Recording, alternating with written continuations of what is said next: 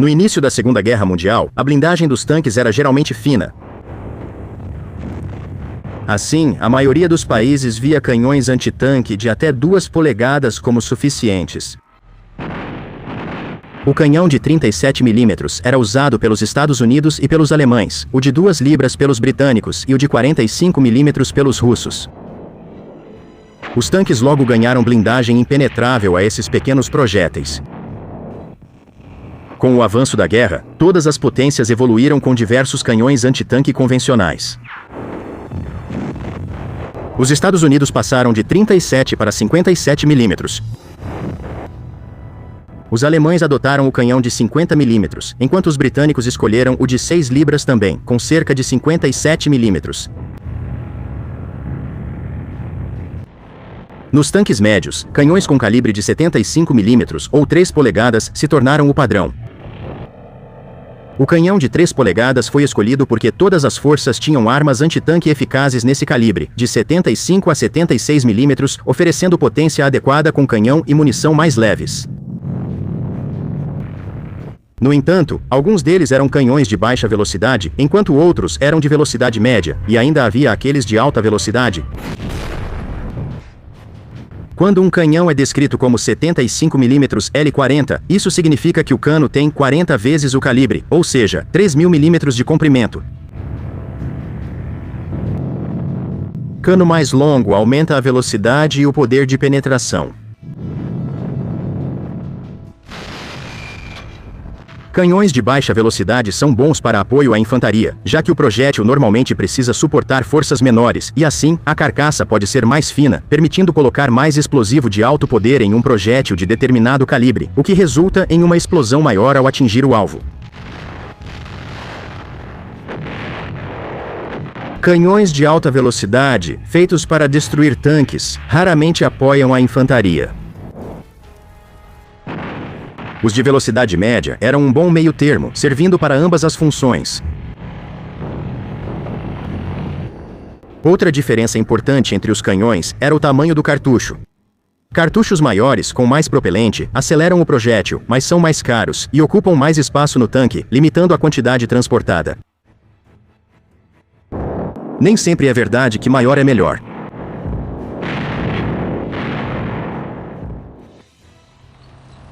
O Panzer IV era o tanque pesado alemão no início da Segunda Guerra Mundial. Ele foi projetado para apoio à infantaria e não para combate entre tanques, e estava equipado com um canhão de 75 mm de cano curto. O canhão de cano curto era só modestamente eficaz em combates de tanques.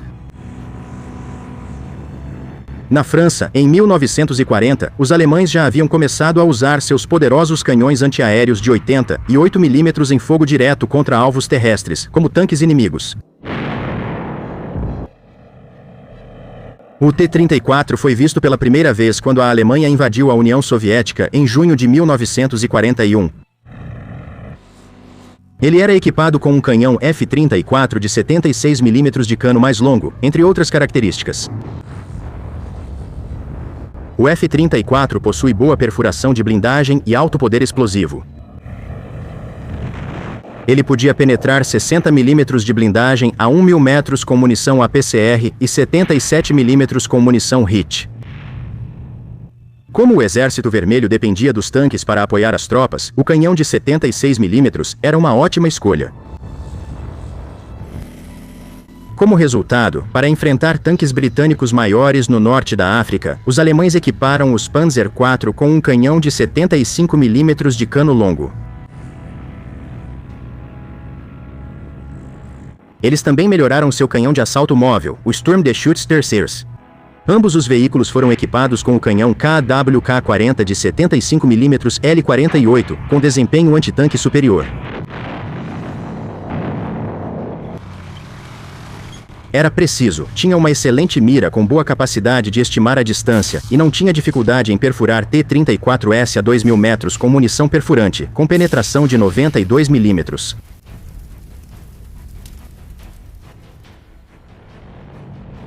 O canhão de 75 mm do M4 Sherman era uma boa arma, com munição explosiva eficaz e desempenho antitanque razoável, contra tanques na mesma categoria de peso do Sherman, de 30 toneladas. No entanto, o Sherman de 75 mm não era páreo para os grandes felinos alemães, os panteras e os tigres. Mas as forças dos Estados Unidos só enfrentaram tanques Tigre em poucos combates, enquanto na Europa do Norte encontravam mais tanques Pantera. O Sherman com canhão de 76 mm era eficiente contra a maioria dos tanques alemães, graças à ergonomia melhorada e alta cadência de tiro, mais do que compensando sua blindagem mais fina e sua menor capacidade de penetração. O canhão de 76 mm é uma melhoria em relação ao de 75 mm em dois aspectos principais: probabilidade de acerto e penetração. No entanto, o canhão de 76 mm não é tão bom quanto o de 75 mm em termos de taxa de disparo e munição explosiva para apoio à infantaria. Com a chegada do canhão de 76 mm, o Sherman conseguiu adquirir uma vantagem em combates de tanque contra os Panzer IV e Stug, além de enfrentar os grandes felinos alemães em condições aproximadamente iguais a distâncias abaixo de 1000 metros. A combinação de Shermans com canhões de 75 mm e 76 mm garantiu uma força de tanques equilibrada e eficaz para a maioria das tarefas. Os britânicos aprimoraram o Sherman com um canhão antitanque mais potente de 3 polegadas calibre 76,2 mm, chamado 17 libras, e o nomearam de Sherman Firefly. O canhão 17 libras tinha uma penetração de blindagem muito superior em comparação ao de 76 mm usado nos tanques americanos. Isso permitiu que ele enfrentasse tanques alemães mais pesados com mais eficácia e a distâncias teoricamente maiores. A munição APCBC do canhão 17 libras era capaz de penetrar até 163 mm de blindagem de aço homogêneo a 500 metros.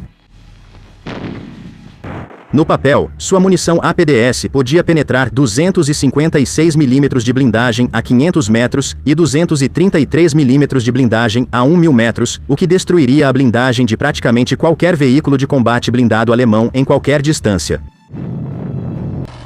O problema do Firefly era que, no fim das contas, ele era um veículo provisório, o que significava que precisava fazer muitas concessões de projeto. O canhão de 17 libras era tão grande que precisaram modificar sua culatra para encaixá-lo, deixando a torre bem apertada.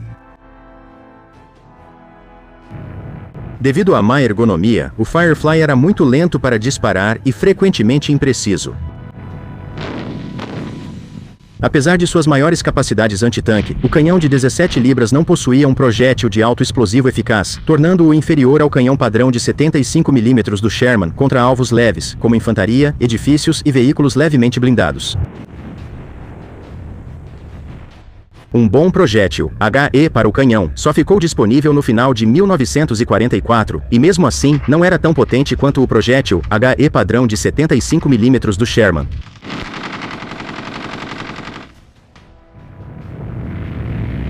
O canhão de 75 mm KWK-42L70, instalado no tanque Panther, foi de longe o melhor canhão de 75 mm utilizado em qualquer tanque durante a Segunda Guerra Mundial. A alta velocidade e as miras superiores o tornavam muito preciso, e o canhão longo, L70, pesava só 1000 kg. Sua munição perfurante comum, a Panzer Granate 3942, tinha uma velocidade de 995 metros por segundo, e podia penetrar até 138 mm de aço homogêneo laminado a 100 metros, considerando uma inclinação de 30 graus, sendo capaz de perfurar a frente tanto do T-34, quanto do M4, a distâncias de até 3.000 metros. A Panzer Granate 4042, sua munição APCR, tinha uma velocidade de 1.130 metros por segundo e podia penetrar 194 mm de aço homogêneo laminado a uma distância de 100 metros com uma inclinação de 30 graus.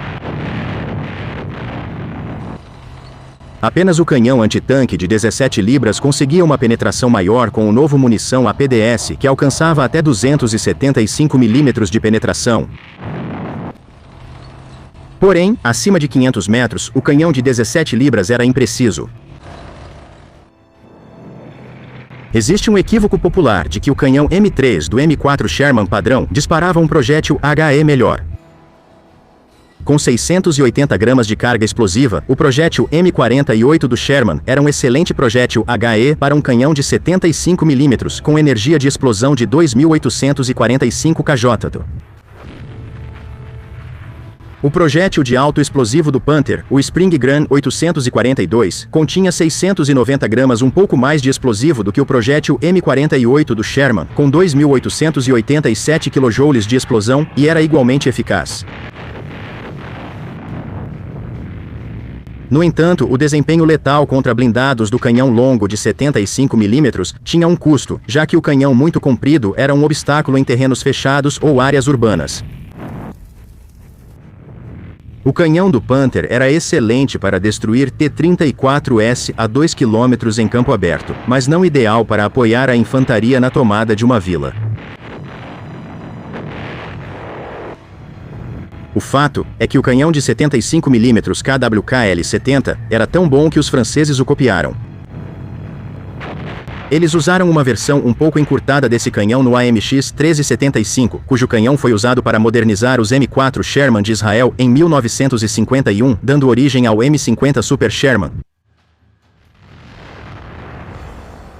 Se gostou do vídeo, inscreva-se e apoie o canal para mais conteúdos. Muito obrigado por assistir.